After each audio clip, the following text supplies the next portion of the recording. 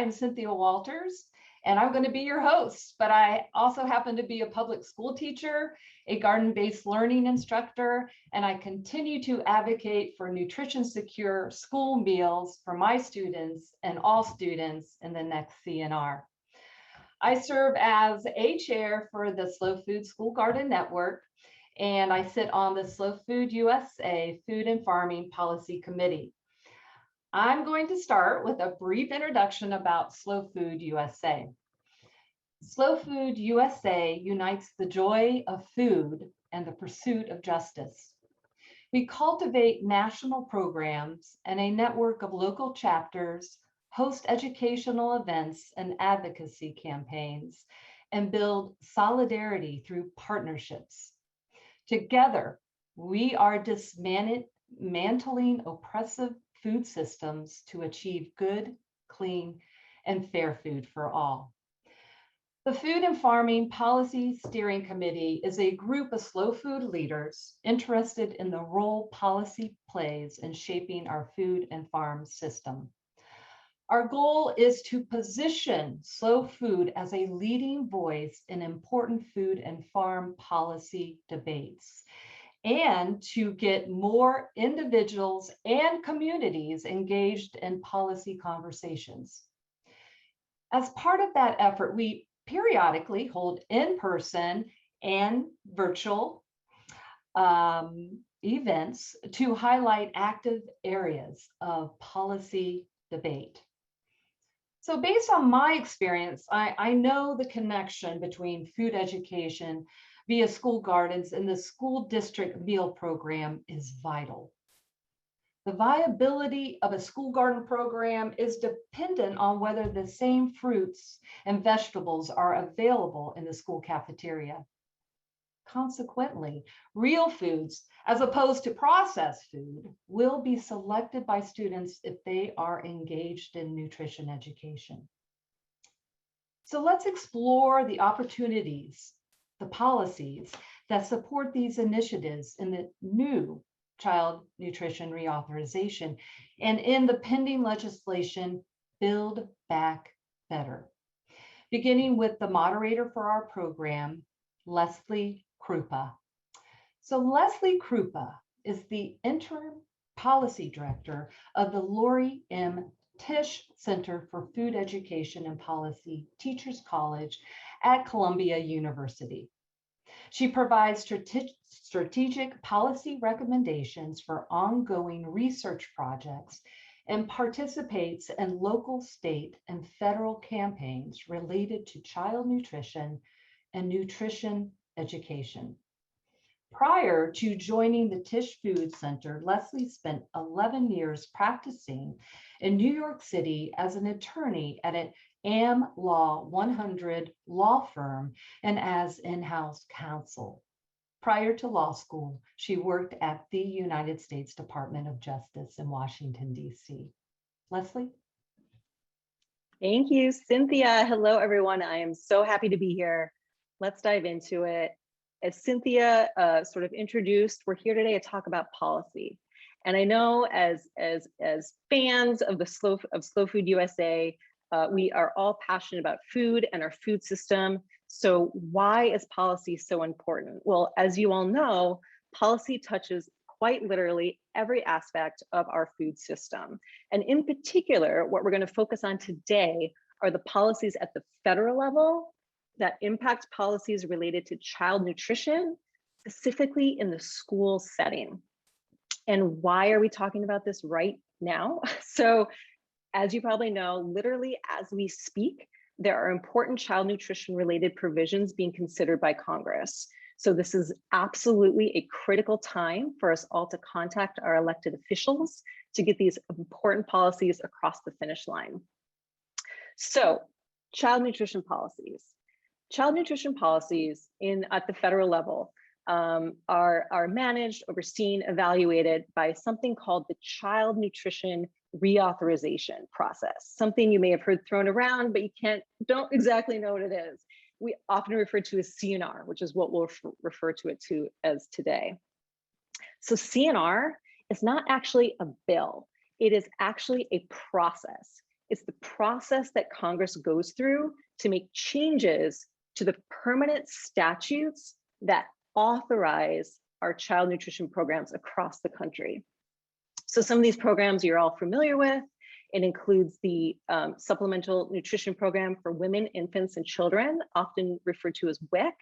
It covers the National School Lunch and School Breakfast programs, summer food programs, and farm to school grant programs, of just a few. So who in Congress has jurisdiction to conduct this process, the CNR process? In the House, it is the Education and Labor Committee. On the Senate side, it's the Agricultural Committee. So those two committees work together for the CNR process. So timing-wise, generally, theoretically, this is supposed to be done about every 5 years. But our last reauthorization was actually in 2010. And that was contained within the Healthy Hunger-Free Kids Act, which some of you may be familiar with. Congress did actually start the process in 2015, but never finished it. So, but back in 2010, some really amazing improvements were made to child nutrition policies. It was the 2010 Act that required actually the USDA to update nutrition standards for school meals and actually establish nutrition standards for other foods sold in schools. It actually also helped set provisions for getting reduced price and free meals to school children across the US. So even though the CNR process hasn't been done since 2010, as you know, these programs have continued since then. And more importantly, the funding for these programs has continued since then. So let's get a little wonky here. I'm going to explain some details about how these programs are funded. So at the federal level, the budget kind of falls into 3 buckets. You have discretionary spending, you have mandatory spending, and you have just debt service to pay outstanding debts.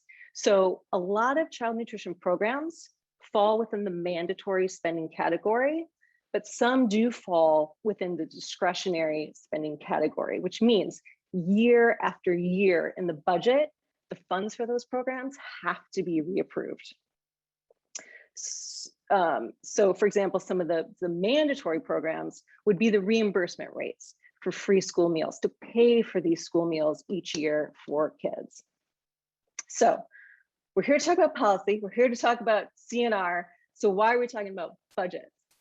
So the CNR process, the new one is supposed to begin sometime early 2022. However, right now, child nutrition policies are being considered as part of the budget process that you've probably heard about in the news. So, so you may have heard that on Tuesday, yesterday, the House actually approved a continuing resolution to keep the government operating, to keep funding going. Why? Because the federal fiscal year runs from October 1st to September 30th. September 30th of each year is the end of the federal fiscal year. So if you all take a look at your calendars, you'll see that it's September 22nd. So the fact that we don't have a budget approved meant we needed this continuing resolution to keep the government operating. Keep the government operating while Congress negotiates a reconciliation bill for our budget. And that bill is called the Buildback Better Act that Cynthia mentioned. So the Build Back Better Act is actually a spending bill. This is a budget bill. But the reason we're talking about it today is that the House, the Committee on Education and Labor in the House, which, as I mentioned, right, is the committee that has a jurisdiction for CNR, actually passed a bill on September 10th that has really impressive and really wonderful provisions related to child nutrition policies, which we're going to dive in together as a group in a little bit, including expanding school meals for access to school meals for children. It also includes some funding for upgrades to kitchen equipment in schools, and also includes monies for more school incentive demonstration school meal demonstration project. So it's important that child nutrition policies are literally considered right now. And many of these provisions that are in this budget bill draw upon work that's already been done in bills called marker bills. Gonna get wonky again. What are marker bills? So marker bills are bills introduced by Congress that are not intended to be standalone bills. They're not intended to pass on their own. They're intended to basically help advocate for certain provisions to be contained in other bills. So though these marker bills related to child nutrition policies are the ones we're going to focus on today to kind of frame our conversation related to child nutrition policies. So, and within these marker bills we're going to discuss, they kind of fall into three big themes that we're going to think about today. So the first theme is how these bills are going to support and promote school meals for all children. The next sort of theme we're going to look at is how these bills support access and equity for all children across the United States. And sort of the third theme we're going to discuss is how these bills support procurement of school food, which is an incredibly important issue. So without further ado, I would like to introduce our amazing panelists today. To start, we have Morgan McGee. She is the Director of the School Nutrition Leadership at Food Corps. As a public health dietitian, Morgan has spent her career serving America's youth in Texas, California, and Virginia as a menu planner, a nutrition educator, food service operations specialist. Morgan is a strong advocate for a nation where all children have access to sustainable, healthy food that links the cafeteria to the classroom. She passionately believes that a school nutrition department can really be a change agent in the community when innovative partnerships are coupled with dynamic leadership. Next up, we have Jana Parker. She's a policy associate at the National Farm to School Network. She is a former educator and now advocates for healthy, culturally responsive food for all children. She has worked in education policy for years on the local, state, and national level, and she believes educating the whole child includes a strong foundation and healthy nutrition. Last but not least, we have Dr. Jen Cadenhead, my colleague, I'm happy to say, at the Tisch Food Center. She is the Goldberg postdoctoral researcher in food trauma in children at Teachers College, Columbia University. Dr. Cadenhead is a registered dietitian and is actually a former pension consultant in her prior career. Her research explores the intersection of what people eat and how it relates to their health. Her role at the Tisch Food Center examines ways to increase equitable access to foods, particularly in school. She also holds an appointment at Kaiser Permanente Division of Research, where she is studying the impact of diet and ultra-processed food consumption on breast cancer survival and outcomes. She spent many years as a volunteer in her school district in assorted roles, from working in the school garden, providing nutrition education, and to being a parent wellness committee member. So welcome everyone. I can't wait to get this conversation started. So let's dive in. So as I mentioned, kind of the first theme we're going to sort of touch on and how they relate to sort of the current child nutrition policies being considered by Congress is how Congress can support and promote school meals. And there are two marker bills that fall within this theme. One relates to advancing nutrition education, and the second one I mentioned that relates to a modernization of school kitchen equipment. So just to start, I'd love to hear, why are school meals so important for children?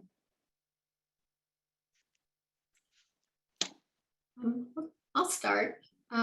So we know that school meals are the healthiest meals actually for all Americans.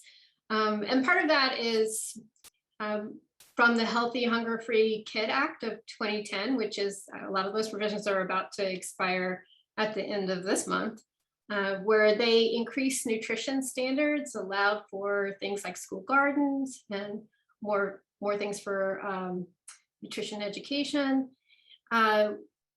You know, it really upped the amount of things like fruits and vegetables, whole grains, put limits on sodium,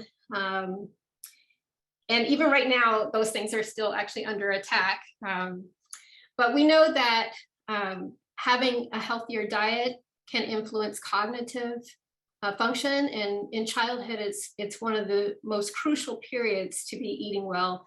And unfortunately, actually, our teens, or those years between, let's say, 13 to 19, is actually the period of time where Americans eat the least healthiest of all Americans. They have the lowest diet quality.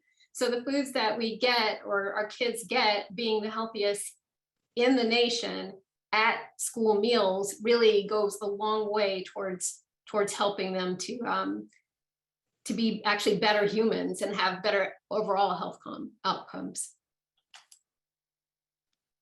Thanks, Dr. Cadenhead. Morgan?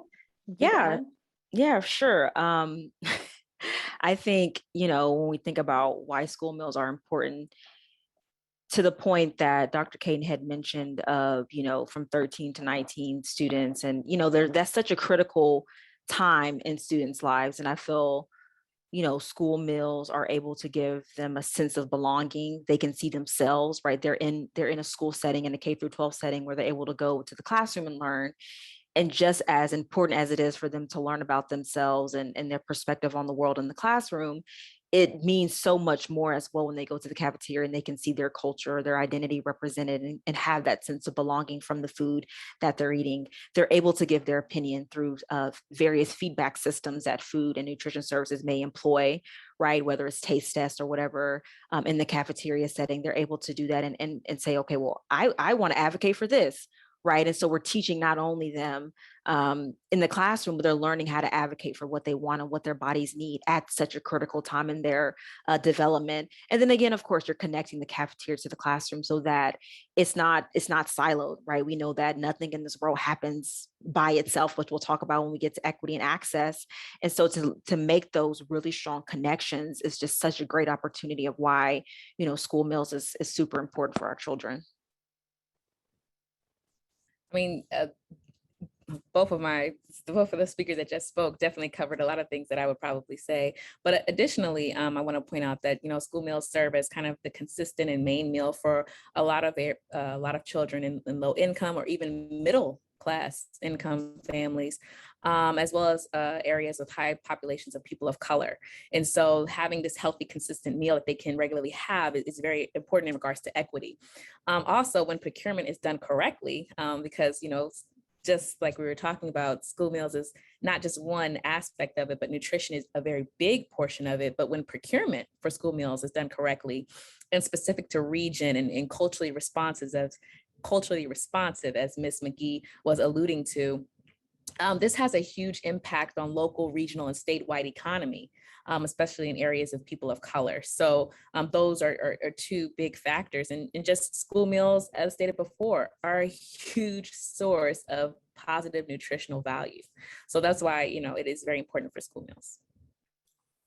And if I could just add, a lot of kids come to school, especially if their parents are working or are stressed out for whatever reason, they come to school without eating breakfast. So it's really critical for them to be able to depend on a healthy breakfast, because studies have shown that these meals help kids improve academic success, to be behaviorally ready to learn, and actually just improve the environment in general. So they're actually really critical.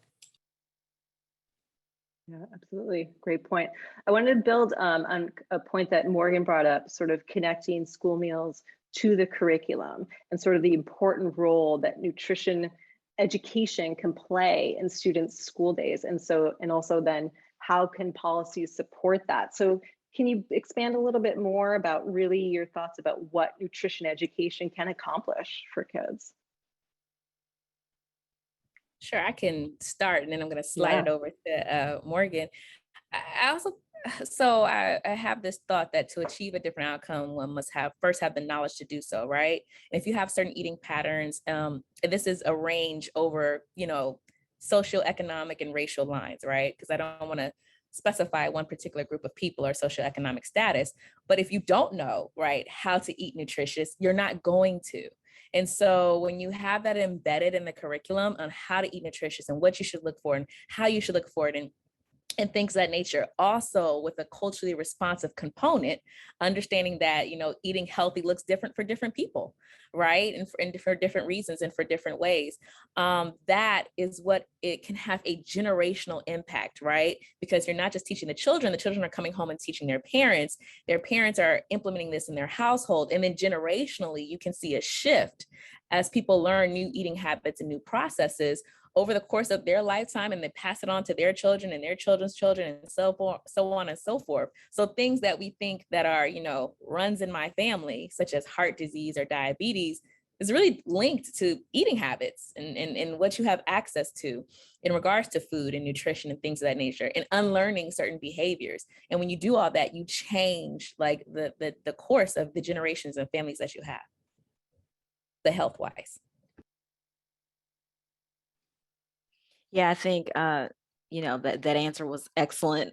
Nutrition education as coming from someone who that was one of my very first jobs in nutrition education at the school level, at the department level, and food and nutrition services. I had a daily opportunity to make the connection to the classroom and beyond. Right, that idea of students be able to come to the classroom and see to the cafeteria and see a familiar face. Hey, Ms. Morgan, I remember us learning about this in the classroom. Wow, it's so great to see this on the menu, and so it goes kind of to the point that was mentioned about the procurement piece. I think, again, not just having it in a silo where nutrition education is really wonderful. The kids are able to learn. And at Food Corps, we have an AmeriCorps service program where food educators are in the classroom with students. And so now we're expanding our approach and broadening it to understand that it doesn't happen by itself. Students go to the classroom, they go home, they walk home when they're going to corner stores and other areas in their community, and they're have various access. And so what does it look like to go beyond nutrition education and let them know that it's a greater system, and to continue to connect that through procurement practices and things that we'll get into deeper on this webinar. And can I just add a few things too? I 100% agree with the panelists. Excellent answers. I would just also add that nutrition education is really teaching life skills. There used to be a time where there was home economics, but now kids can graduate from high school and not even know how to boil water to just have a basic meal. Evidence-based, behavioral-based, hands-on nutrition education, though, has been linked to improved health outcomes. So that can go a long way towards reducing health disparities. Fruits and vegetables also can be very expensive in the way our country is set up to provide those things. So school gardens are critical for helping kids to set their taste buds at an early age, to have that flexibility to want to eat something different that they may not have everyday access to at home. So it's really critical that nutrition education is funded. It hasn't been a priority, but it really needs to be. Thanks for that. And I know in our notes, Morgan, you had highlighted that the Buildback Better Act, the Budget Reconciliation Act, actually includes some supports, right, for some school garden programs, et cetera. Do you want to expand on that a little bit? Yeah, exactly. To the point that Dr. Cadenham was mentioning, it's about building those life skills when we're thinking about recovery, ongoing recovery, right?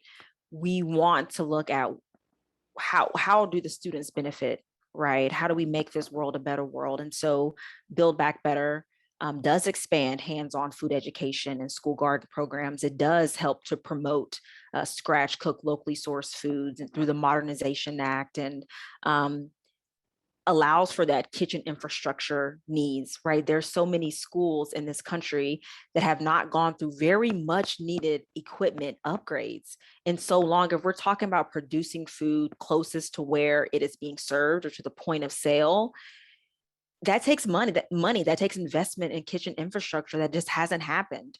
That takes expanding those offerings, expanding to the CEP, which we'll talk a little bit about, expanding that so that more students have access to those meals. And so, by expanding the food education through Build Back Better, you're able to provide those opportunities. And, food corps, that's something that we are obviously promoting, and want to continue to support, especially with this particular act. No, you raise a great point. It takes money for this stuff, right? Implementation matters, and you need money. There's no way around it. And you mentioned the school modernization, kitchen equipment. Correct me if I'm wrong. I know Dr. Cadenhead, you would be familiar with the history of this. School kitchen equipment really was reduced and rolled back, and funding just decimated in the 80s, which is why we have kitchens now, just that really all they can do is ultra processed food or processed food in a lot of circumstances. So there is a marker bill to support kitchen modernization, but there also, as you said, in Build Back Better in the budget, there's about, I believe, 500 million set aside for kitchen grants. Is that right, Jana? 500 million, I think.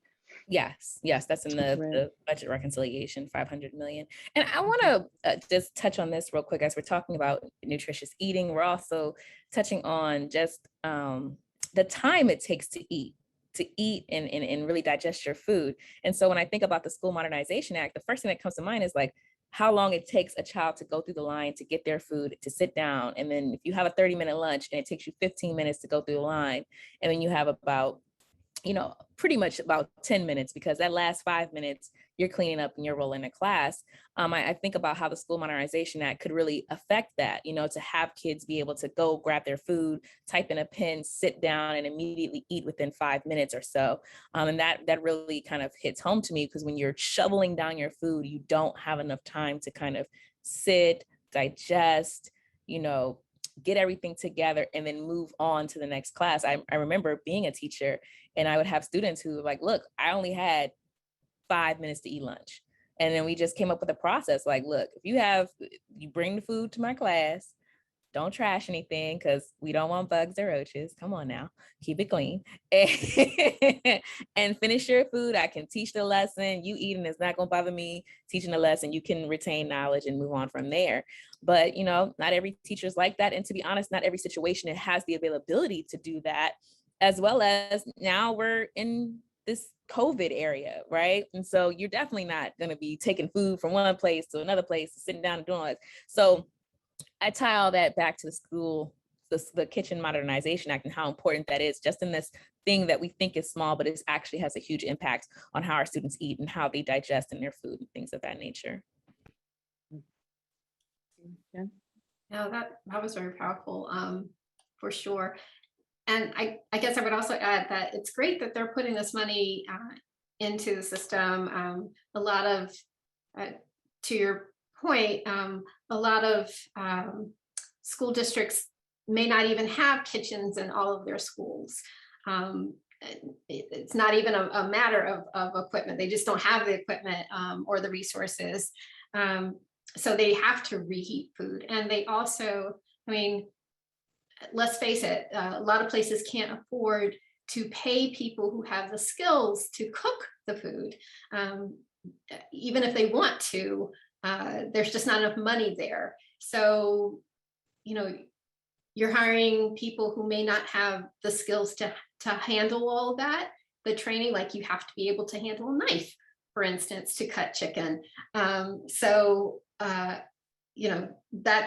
It goes hand in hand. They need more money overall in the system to get the kind of food that they want, and to not have to depend on pre-packaged food to the degree that they have to currently. We could get into ultra processed foods if you want, but it's like chicken or egg. You need both. You need the money to pay the workers, you need the equipment, and you need a commitment to scratch cooked foods. Absolutely. And money to do it. Lots of money to do it. And as Dr. Cadenhead and I have discussed, 500 million sounds great. It's not actually that much money when you think about the amount of work that needs to be done, but it's a start, and we're happy to see it, and hopefully can grow from there. I'd like to move, in the interest of time, because we could talk about each of these topics all day long, but I want to move to our next theme of looking at how these policies, the marker bills and the reconciliation budget process, can help support issues of equity and food access in our school meal program, thinking in particular about the marker bill that's been proposed for healthy free school meals for all children. So I was wondering if it's just at a very high level, if anyone would sort of explain, well, how do kids get meals now? And how do kids who need resources get reduced price or free meals? Just sort of a high level summary. Well, I can start. I feel like I'm older than all of you. I remember when I was in school, they had these little lunch tickets, which is I had a little blue ticket, and that meant I paid full price. And then some other kids had yellow tickets and red tickets, and those meant they had reduced price meals or free lunch. And the kids who were eligible for reduced or free lunches had filled out a form saying that their family incomes were a certain level. And I always actually personally felt a little weird about, like, why do certain kids have these different color lunch tickets? They actually did away with that. But fast forward to kind of modern day, where you're still having the same kind of process go on, and you have different categories of food, meals for students. And depending on where you are in the country, you might have something like, if you don't pay for your lunch, then your family will get school meal debt accumulated, and the school will have to come after your family for this money, which is crazy. Actually, I saw an article a few months ago where this kid was selling keychains to pay off school lunch debt for his classmates, which I was like, that's crazy. And there's also this thing called what we're calling healthy free meals for all, which can be implemented currently by the community eligibility provision, which allows schools to, based on the number of kids who are getting free and reduced lunch, to offer free meals for everyone. So you kind of eliminate all of this potential stigma, because you know what, even though they don't have these little meal cards anymore, kids know, oh, that kid's getting free lunch. And then the school meal can become like stigmatizing for people for a number of reasons. So currently, as part of one of these proposals, they're increasing the multiplier, the amount of money that they will give back to schools, depending on the category of free and reduced eligible kids. And that is actually going to help about all the proposed provisions combined will help about 39 million, almost 40 million kids in this nation have access to like non-stigmatizing lunch, so I really hope that passes. I just want to go on record to say that I remember the tickets. I was there in the ticket era, and it was always interesting to me because my parents had really frank conversations. And in this ticket era, I didn't have a free or reduced lunch, but my parents had 4 children, and they were middle class, right? But it's one of those middle class, and we're middle class, but we have all these different things going on that maybe we should have had a reduced lunch at the minimum. And so I say that just to kind of say, from the perspective of when we think about equity and meals for all and things of that nature, how many other families, are categorized by this calculation that, oh, you don't need help with your children getting free or reduced lunch, but actually you kind of do, right? And that could have been another source of a healthy meal. And I, as an educator, I saw that as well. I would have conversations with parents about that as well. And from an educator standpoint, I remember we used to refer to them as farms, free and reduced meals. And that's how the children were referred to, like as farms. Like, hey, how many farms do you have in this class? How many farms do you have in that class? And they were, I see y'all looking at me. Listen, I didn't do it. That's the, but that is how they were referred to, right? And then they were tracked for other reasons as well, because depending on how many free and reduced lunch meal children that you had, you also got additional federal and state funding, for educational purposes. So there was almost this push, not even almost, there was this push, like, get your kids to fill out those forms, so to get them back, because we can get more money.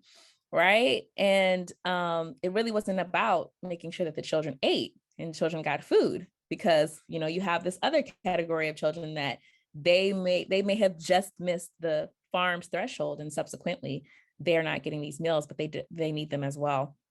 And so that's kind of like one of the things that I think about when I think about, school equity and free access and meals for all, and just how that needs to be done. I live in a community, Prince George's County, right outside of DC. And we are we've been touted throughout the country as one of the most prominent African-American communities in the country. And we definitely hold space for that. We definitely have a lot of prominent African-Americans and people of color in our area. But also, with that being said, there's definitely a need for support in different capacities, right? And when we miss that goal of just providing for all people, it leaves these areas for big gaps of people who need that support. And that, is an issue, right? But my county is wonderful county. Prince George is proud. Yeah, that benefits cliff, right? That is such an enormous issue. And for anyone listening, if you're starting to get confused about all these, the community eligibility and multipliers and paperwork, Morgan, maybe you can help explain to everyone truly how complex and what you've heard from school administrators about the complexity of administering the current system. Oh, how much time do we have? Yeah. I get, like, it gives me chills a little bit, because it's like, where do you even begin the process, right? To the point of, as an operator working in the central kitchen, the kind of main administrative building for food and nutrition services, and assisting families filling out meal applications, encouraging them to fill it out by the deadline. This is, just as an FY, this is pre-pandemic, right? We're kind of in a space now where we have a lot of measures in place, which we hope will continue on, where students are able to access meals permanently for free. But in a pre-pandemic sense, the administrative burden to completing a lot of these, or for a student to eat a meal, right? Which we know from years of research, right? Dr. Cadenhead, that like basic nutrition is important for our minds to develop and grow, and our bodies as well. It's not sustainable. And we've seen that, right? It's not a sustainable system in that. I remember having a conversation once. It's like, school nutrition programs, the only federal program where we have to prove what we've done. We have to prove that this meal is checking all the marks before we even get the money, before we get our reimbursement. And as someone who administered the at-risk after-school meal under CACFP, which is another childhood and adult feeding program, as well as summer food service, summer food service was easy in comparison, right, to national school lunch, right? Because it's like, no application, no registration, come one, come all, you're 18 years and under, we want to feed you, right? And having it kind of in a community setting, because again, summer, typically there was a stigma, right? Well, who's going to get these free meals, right? And so the administrative piece, and to not have that and say, hey, all students in this school have access to meals, right? Because I've stood behind a point of sale, and I'm going to try not to get emotional. I've stood behind a point of sale and had to train staff on giving students meals, whereas before it's like, well, you get a cheese sandwich or you get a milk and cereal, and other students are getting chicken teriyaki. And instead of the cards, they get an alternate meal. Right. Exactly. Right. And so, and I've worked at a school district where kind of post food shaming and, students collecting a debt and sending letters home, working with school administrators, making phone calls to parents. And again, to Ms. Parker's point of like you being on the cusp, right? And you still having 4 children and or however many children, it's like, okay, I still can't, I still need that. And so it's to be able to offer a meal to all students at no cost is something that is huge, and it's definitely the direction that our families and our students deserve to go into, just to be able to have that assurance. I remember another kind of story of, starting an alternative breakfast model, breakfast in the classroom at a school in my California days. I'm at elementary school that was 96% free and reduced price meal. So a very high need food insecure area in Riverside County, California. And I remember a kindergartner, right? You're trying to teach the students how to do all the things and, this, that, and the third, which was always very exciting, teaching a 5-year-old how to get their bags and take them to the classroom and, very inquisitive. Well, what's happening today, Miss Morgan? What's going on? Saying we're having breakfast. And this child looks at me and they're like, you mean we get to have breakfast every single day? I'm like, yes, honey, you get to have breakfast every day, because that's not something that was like a given. Right. And we're talking about what we need in order for the next generation, for our students and for our bodies in order to develop.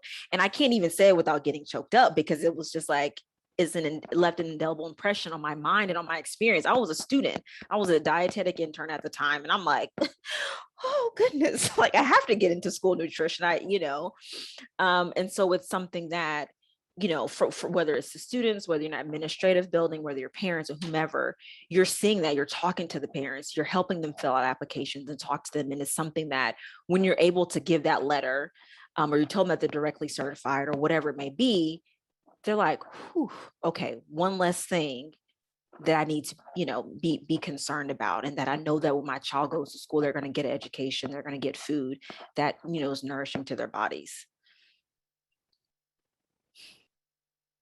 Absolutely. Well, thank you for that work then and now to get these meals to kids. I want to save a little time for sort of our last piece of the puzzle, which comes hand in hand with what we've been talking about, and that's the procurement piece and how we can support getting good, high quality food to schools, and sort of build on Jana's point about how farm to school programs can actually build local economies. So this is another piece that is included in the Buildback Better Budget Reconciliation Act. And there's also separate marker bills to support these programs. So Jana, maybe you just want to start us off with just explaining a little bit more about how farm to school innovation programs actually help schools and help students. Yes, I'm going to, but I see a couple of things in the chat, and I just kind of want to, I want to highlight them in this answer. So when we talk about equity and we talk about the availability of things and we talk about farm to school, right? We know that food access looks different in different areas, right? And what was brought up earlier, some schools don't even have kitchens. They have to just reheat things. And if you're reheating things, most of that is predominantly processed, right? And so as we advocate for changes in regards to school modernization, farm to school, different areas of healthy food interaction, part of that would be scratch cooking, which I think we're going to touch on a little bit later. These are all things that we're advocating in tandem and happening at one point in time to go throughout the country to these various areas so that, Julie, to your point, there isn't hamburgers and hot dogs and fast foods as the main offering as for food service. I think we've all kind of indicated consistently that our whole point in regards to food nutrition is that there is more whole meals, scratch cooking, school modernization, so that those foods can be cooked, and that also in not just modernizing the school, but also providing the availability of funds to actually hire people who can cook these meals, right? And so I think that's been the message that we've been providing. Unfortunately, different districts have different mandates that do different things and fulfill federal mandates the way that they feel that they can, which is how you have these different offerings. And quite frankly, in different social and economic areas, you don't have hamburgers and hot dogs as the main option. You have a sushi or a breakfast wrap or a salad wrap or a this or a that, So when you have all those things and you take those into account, we understand that this is a multifaceted answer, right? And unfortunately, certain districts don't have the necessity that they need in regards to support. Now, speaking to that in regards to farm to school, you know, we're advocating to connect farmers directly to the school system to get fresh produce, fresh foods, fresh vegetables, fresh this, fresh that, as well as nutrition education, gardens, and things of that nature to change not only the eating habits and thought processes and things of that nature of the students, but also to provide them with that. And when you couple that with the procurement process and understanding that, you know, this is a community thing, right? I live in Maryland. Maryland is a farm state. I can go right down the street to my local farmer, literally, right? And I want food from that local farmer in my child's school. I want to give back to my community. I want my community to feed me. And to be quite frank, I would love it to be a BIPOC producer, somebody from the person of color to kind of definitely mitigate the economic, social, and systemic racial justice and barriers that have happened over hundreds of years in the farm community. So that being said as well, those are all ways to do that. Farm to school, kids eat local, these programs really promote our children eating healthy, as well as supporting our local economy and regional foods. And then when you tie this into, of course, cultural responsiveness and regional responsiveness, right? You can have whole menus planned solely around cultural responsiveness. Y'all, my tongue is getting tied, as well as, you know, regional foods and then supporting your local economy. And that, I think, is really like kind of the point here, right? And with farm to school, I just want to quickly touch on this. With national farm to school networks, we talk about values aligned procurement, and we really push and support values aligned procurement legislation, which looks at 6 components: environmental justice, health impact, prioritizing racial equity, respecting workers and educators, animal welfare, as well as economic justice. That's what we push. That's what we would like to have. And so that's what we're looking for in regards to really having procurement that looks at BIPOC producers regionally and otherwise, economic justice, environmental justice, and having fresh foods for our children. Sorry, I was reading the chat and I was like, wait a minute, let me make sure I let y'all know we got y'all. Can I just add something too? Absolutely. Can I add something? Like 2 things. One, our food system is set up to do like mass production of basically refined grains and meats. So that's sort of the food system that our schools are also working with, because the National School Lunch Program and Breakfast Program are set up to feed our nation's children, but also to provide agricultural supports. And that is our agricultural system. So this bill of connecting with farmers, you know, is radical in a way. But to Julie's concern, I'm also a dietitian, I also have kids. You have to look on the other side of the fence too and realize that you as a parent do have some power. The school board reports to parents, and there's also the opportunity now through the Healthy, Hunger Free Kids Act to be on a school wellness committee, and you can set the nutrition standards for your school. But school food directors are often nervous about participation rates, and they feel like they have to compete with fast foods to increase their participation rates. Another good thing that this bill would potentially incorporate is this higher reimbursement rate. So instead of being constantly in the red, like food service directors often are, the higher reimbursement rate might make it easier for them to provide things that you would think of as more healthy, along with money for kitchen modernization. So look locally, you have more power than you realize, and own it. And I just want to, I'm going to toss it to Morgan, but I just wanted to touch on something you just said, Dr. Cadenhead. So most school lunch programs, they don't have like dedicated funds to them. They operate based on how many people or how many children participate and buy their food. So yes, they're competing with that. So that's something very important I wanted to clarify, or at least emphasize in what the doctor just said. And so if you don't have a dedicated budget, you are going to be saying, hey, oh, I'm competing against Taco Bell. I'm competing against Pizza Hut. I need to make sure that y'all want to come here and eat this food as well so that I can have that, so I can keep workers on, right? And so that's one of the things to think about as well. And there's a question from the chat that kind of ties into what the doctor just said. What actions can the average citizen do to support positive changes across the country in each of our local communities? Listen, every school board member of Prince George's County knows my name. Okay, they know it. They when it comes on, oh, there she is. Yay, hi. You can do the same in your community. Like that doctor said, they answer to you. You voted them in, or they were appointed, but they still answer to you. They are your, for lack of a better term, employees. And so you have every right to do an audit of their job and say, hey, I want to see this in my school. I want to see this. What policies and procedures are you putting forth to really emphasize this in our community? And that is one way to get really into it. When you put the pressure on elected officials, you will see some elected results. And that's something that you definitely can do. And I want to toss that back over to Ms. Morgan.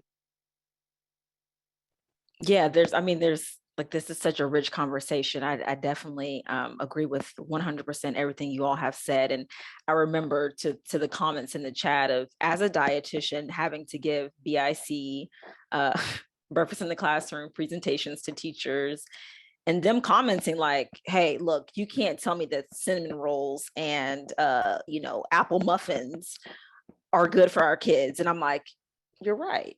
And also, this is a grain-based program, so you might want to write your congressperson, because again, it's to support the agriculture in this country. And so it's definitely something, again, that we're saying, to the question, well, how do we go out and support, right? We're going to link some links for action. Food Corps has an action center. I encourage you to go there. I was writing Congress folks yesterday on Buildback Better and some other ways to be involved. But as someone who also sat on the local school wellness policy for one of the largest school districts in the country, you have to be involved. Those folks are elected. Making sure that your food and nutrition services they have a representative. I was representative for FNS on that committee, and I was asking some of the questions. We had parents that were coming to present and to speak. We had a student representative, and then I also challenged them on the equity piece. I said, hey, I'm the only person of color in this room. How can this be the school health advisory and we don't have any children, any immigrants? We don't have any single parents. We don't have any, this is not representative of our community.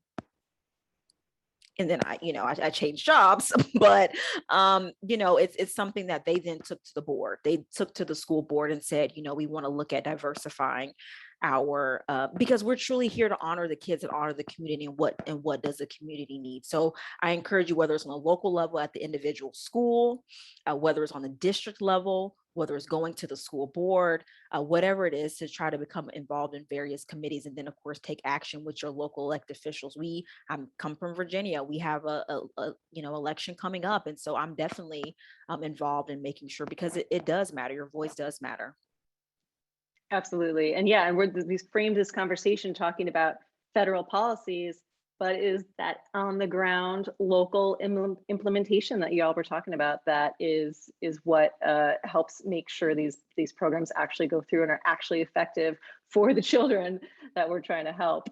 And I wanted to bring up too, Jana, you mentioned is the program you mentioned that thinks about all these various factors in procurement policy, is that's similar to the good food purchasing program that I think some cities have implemented? And I saw something in the chat too, that someone got involved with their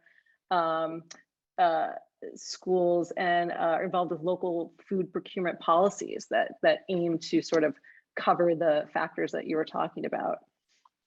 But similar idea, right? Yes. Good food purchasing program. Mm-hmm. It's a similar idea.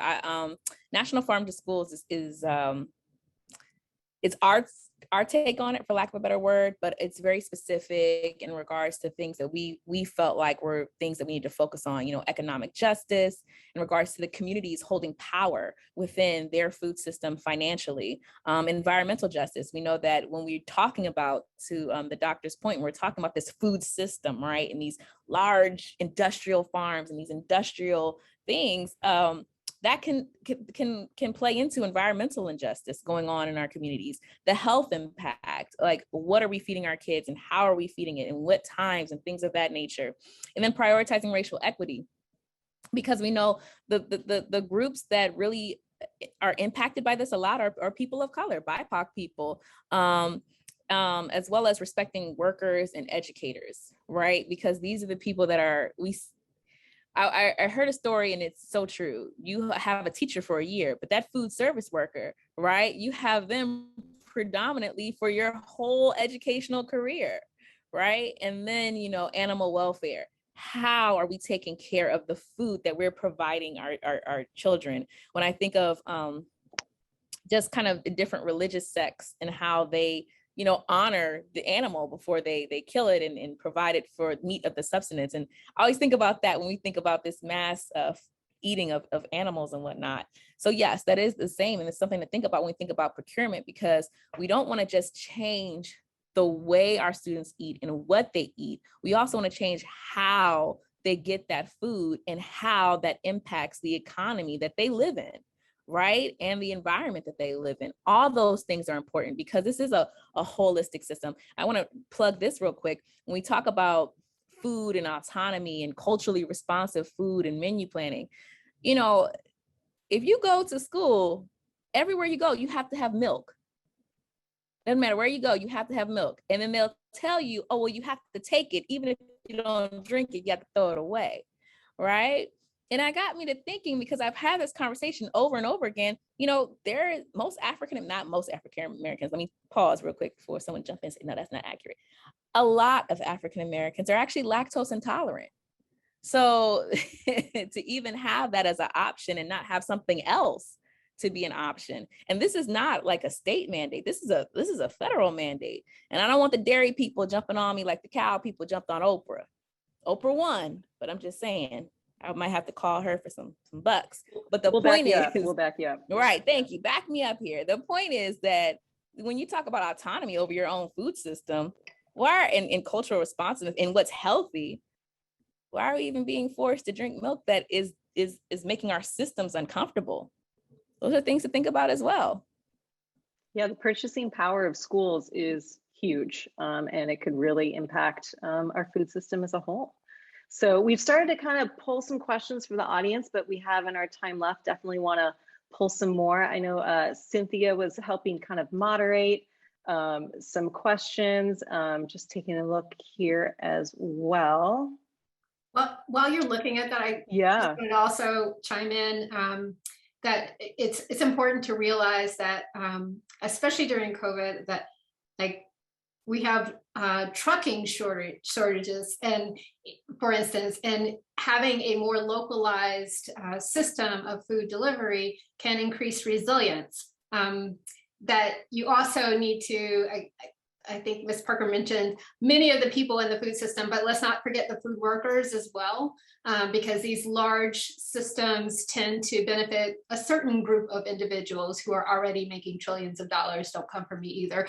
But the people, we even have people who are in prison who are providing labor for large food manufacturers. So that's something to consider. And not only just on a local level, but at a federal level, lawmakers do want to hear from their individual constituents on these bills, proposed laws, and it makes a huge difference. I could put in the chat a link to people supporting what's proposed right now, which I really think everybody should try to let their representatives know that.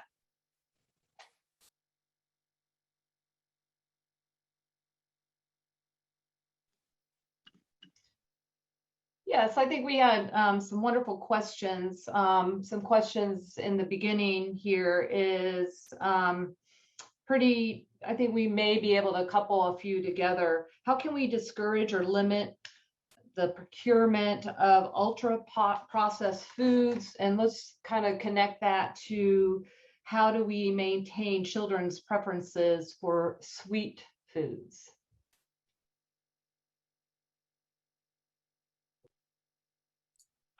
Well, I can start. I think in terms of ultra processed foods, it's complicated, excuse me, in part because of the kitchen modernization things. But what some school districts have done is, again, working with their school wellness committees to have certain specifications on the ingredient list for products that are used. So that can go a long way towards reducing the processing. And I forgot what was the second part of the question. Sugar preferences, Sugar added sugars. Yeah, added sugars. So two things on that. One, nutrition education can go a long way towards helping, especially when it's an experiential kind of nutrition education that's behaviorally directed, meaning kids have hands-on experience with real fruits, can go a long way towards setting taste preferences. But the second thing would be, expressing to your school wellness committees and as well as your representatives that you want common sense guidance on setting nutrition standards. One of the unintended consequences of they added a minimum calorie amount to the nutrition standards. So while fruits and vegetables were emphasized in whole grains, they had this calorie thing that they had to meet. And so a lot of food service directors deal with that by adding sugary like yogurts or muffins or whatever in the school breakfast plan, because they have to per Ms. Mickey's comment, they have to meet the requirements, all of the requirements to be reimbursable meals. And they just stick it in there, which is not great. So you want to get rid of that sugar. That's what you need to do, is not have that requirement. And I do see lots of questions. If someone else wants to answer to that, go ahead. I was just going to say ditto to what the doctor said, but just personally in regards to the sugar, I as an adult, right, I've had to relearn healthy eating habits continuously, right, just from my own experiences, and just going out and trying new different fruits and things and vegetables, and exposing your children to that, and then dropping them off at the school. I loved it when a parent came in and said, "Hey, I got extra fruit. Do you? Okay, we're gonna have snack time right now." So that would be great. I suggest the cotton candy brand grapes. They're really, really sweet. Kids will love it. They're like, "Oh, this is delicious." They got moon drops, gumdrop grapes. They're delicious. But that just could be one example. I'm gonna let the dietitians though, because they might say, "Look, that's a little bit high in sugar." But I mean, if you wanted like a fruit sugar versus something that's processed, that would be something that I would suggest. It's a big hit with my kids. Yeah, I'll give my 2 cents as a dietitian. I think I'll just say this. No one has ever benefited from us demonizing certain foods. Period, point blank. So when we, reward children or ourselves with certain things in a way of, it's only on a special occasion. Oh, it's this, oh, it's that. We tend, as human behavior goes, we may have a tendency to want it even more, right? It's only on a special occasion that I may have this or have that. And for a child, that whose frontal lobe is not developed, their seat of reasoning, it's very confusing. And right, so when we say this is a good food, this is a bad food, and so that's where food education, nutrition education, again, to Dr. Cadenhead's point, is so crucial and experiential, right? They have the hands-on food education, which is what our service members do with students across this country every day in a virtual or whatever COVID allows setting. Because I've been there, right? And trying to convince, I remember this student after school program, we're doing label reading, we're doing all this sort of thing. And we're like, get a protein, you got to have this, that, other, USDA type, choose my plate. And their example was an almond cookie. they're like, it meets your criteria. Almonds are proteins. You said nuts are proteins. And I'm like, look, y'all are being way too literal with this, and so, but it's like it provided a moment of laughter, of education, of continued learning, because students are looking for that. But I'm also not going to say, well, you can't ever have cookies again. This does not meet X, Y, and Z, right? Because what good does that do? I was told as a little Black girl in the South that this food was bad for you. And if you eat this food, whatever X, Y, and Z, you're going to have increased rates of heart disease and that and the third. And that didn't make me feel any sense of belonging, of saying, well, this is food from my ancestors. This is what my family always ate. So something wrong with me because this food is bad. That, again, not great messaging for students, and one that definitely doesn't promote holistic child development, which is what we really want at the end of the day. Exactly.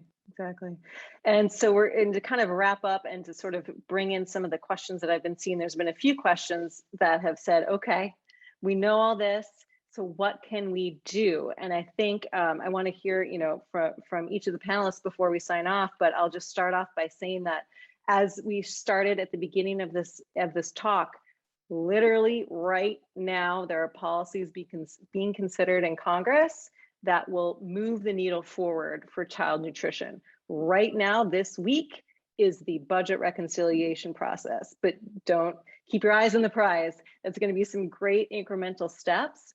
But when the Child Nutrition Reauthorization process starts in the new year, again, that's the time to be contacting your representatives.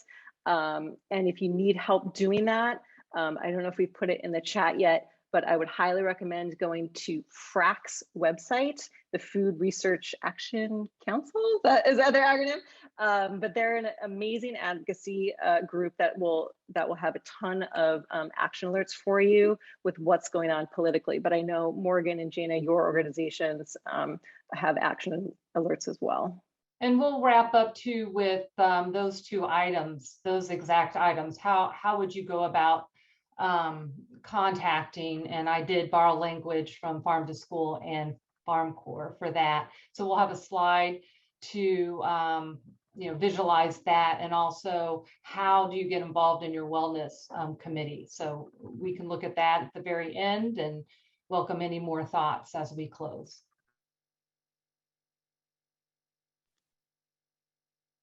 Morgan and Jana, anything your groups in particular are doing right now or asking folks to get involved with?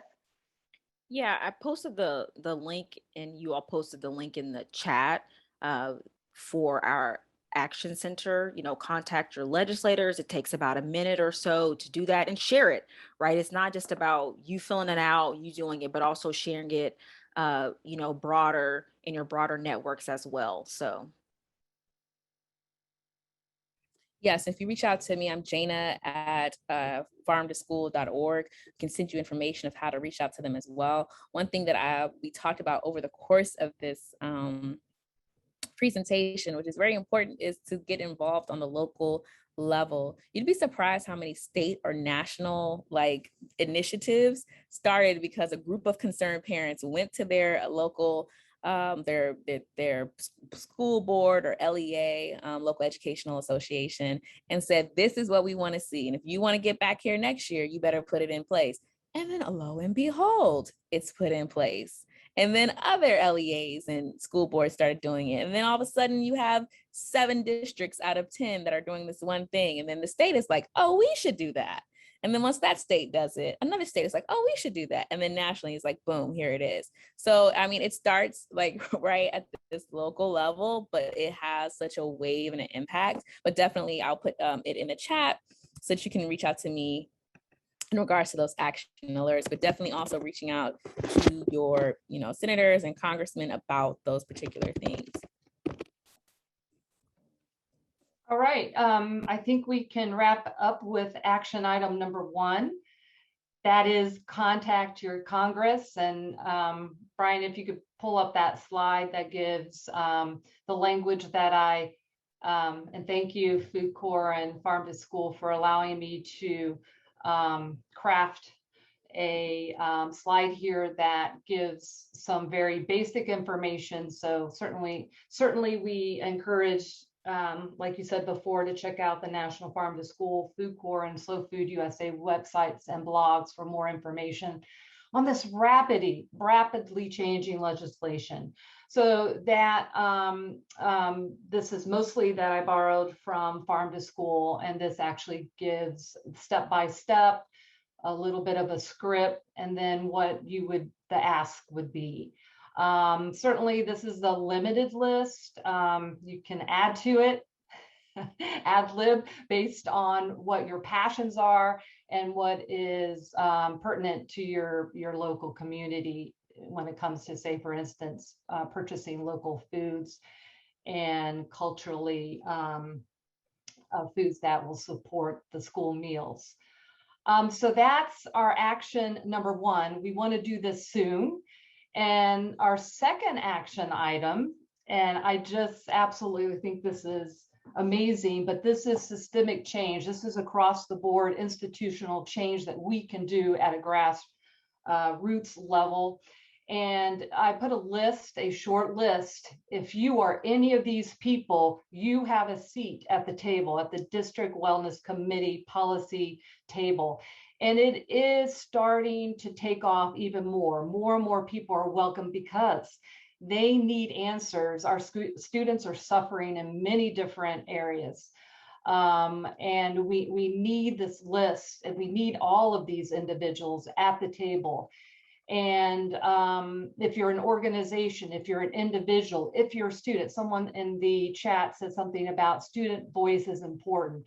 Students, as part of the Healthy, Hungry, Free Act for Kids, made this that it is part of the CNA that you have to have a wellness committee and you have to establish a policy. And what that policy looks like is up to individual communities. So for instance, if you think added sugars are a problem, so in the policy, and there's 2 districts that have policies that incorporate food education and school gardens right there in their food policy. They're supporting the school garden educator, the nutrition educator. But what you could do just on a very simple level is, say, if it's chocolate milk, and kids are drinking chocolate milk every single day, right into the policy, chocolate milk will be only offered on Tuesdays and Thursdays as a start. And then start supplementing and starting to introduce these new foods that are being supported to these policies that are being introduced in the policy. That has to be promoted and published for all the community to see. We are, as our action effort for the district, not the district wellness policy, but for our steering committee for Slow Food USA, we are working on a toolkit, a policy toolkit that will help members on the committee who are stakeholders to navigate through policy and pick and choose those policies that are relevant to their communities and their passions. And I'm very excited about that coming out, and we hope to pilot that with schools. And my last slide, Brian, is it is easy to get upset as an educator, frustrated and overwhelmed as an educator in the classroom when you see students bringing food stuff that doesn't resemble real food, and lots of added sugar or whatnot. And what I wanted to point out and call out are some school food service champions. You know, people like Joe Urban in Greenville County Schools, and Betty Wiggins in Houston Independent Schools, and the list goes on. And somehow my poster that I always have up here on the wall, not showing up on my slide, but instead of showing the food that still exists out there and how we can shift, there it is, how we can shift to what some of these amazing food service directors and workers are doing. It's basically, is if you want to change the world, let's do it, not do it with sadness. but let's do it with joy. And let's contact our Congress, members of Congress, and let's just infiltrate those wellness committees to get what we want on a grassroots level. All right, and then I do want to mention that Slow Food membership, if you do join, that funds, they do help programs like this, Slow Food Live, and Brian's going to put the link there to become a member. And I do want to, all of you have been fans. I've been fans of all of you. I follow all of you and your organizations. I couldn't do it without you as an educator because I'm there in the trenches every day, as I know a lot of our listeners and participants are. And thank you so much for all that you do. And I think this kind of lends ourselves to having another one of these discussions here in a couple months and see what happens. So I'm going to go ahead and sign off. Everybody have a wonderful rest of your fall day. And thanks for joining.